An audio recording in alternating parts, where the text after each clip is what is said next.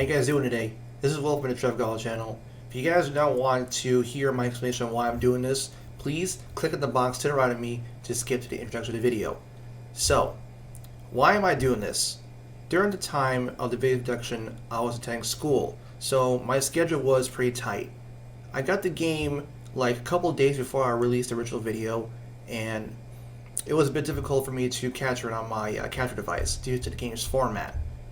Now, last but not least, I was in a rush to get it as soon as possible, and I didn't take time to do some research on it, and I went with whatever people said and what was printed onto the game itself. So, without further ado, let's go ahead and get started with the remake of Shoot for the PlayStation 1. Welcome to part 1 of Shoot for the PlayStation 1. It is a game developed by Nat's team and published by Phoenix Games in the year 2002. It is exclusive to European countries, which is why most Americans never heard of it until a YouTuber by the name of DXFan619 mentioned his video. Their first game, supposedly, was Shoot for the PlayStation 1, which was released in the year 2003. I could barely find any information on this game except for a scan of the back cover art.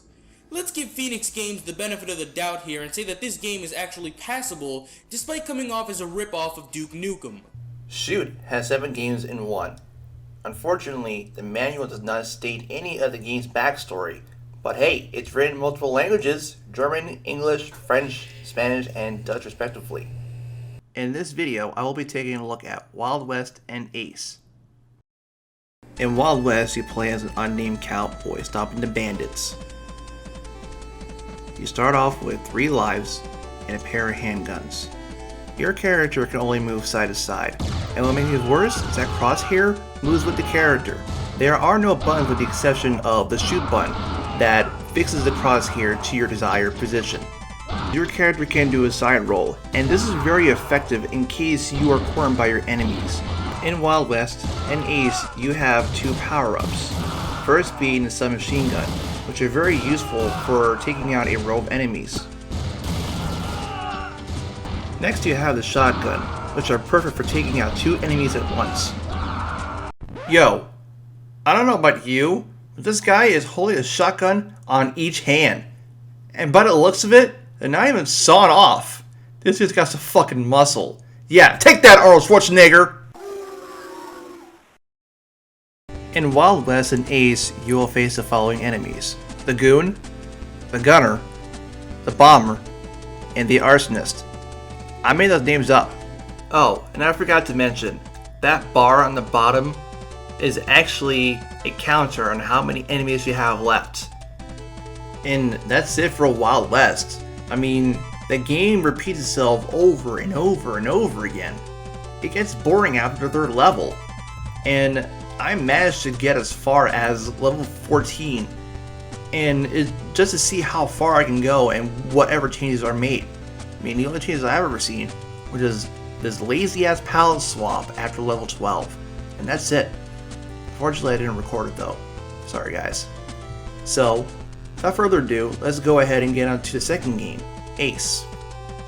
In this game, you play as Ace, a masked vigilante who is off to fight off Newport, the mega corporation who has taken over the world.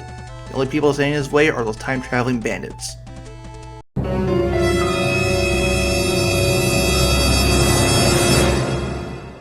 Smoke! But seriously though, this game plays just like Wild West. But, in every 4th level, you fight a freaking tank. But I tell you what though, this tank is no pushover, because once you take half this energy out, a turret comes in and joins the battle, making it more difficult for you to kill off this tank. And once you die, you have to start the fight all over again. Once you get past level 16, the whole screen turns to night vision mode. Ooh. Oh man. Finally done with part 1. And what am I going to say about this game in the end?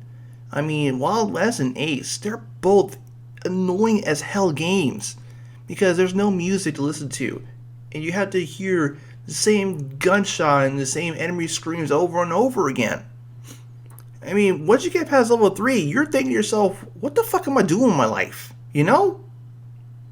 But like I said, I just want to see how far I can go. And I also forgot to mention, in Ace, once you get past level 4, after you beat that freaking tank, Ace just travels back in time. As if he's going back in time in order to fight off those fucking bandits.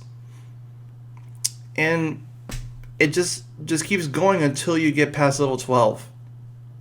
I mean, other than that, that's all I got for these 2 games. And this concludes part 1. Stay tuned for part 2, because I'm going to be reviewing 4 games. And that's it. Have yourself a good day, guys.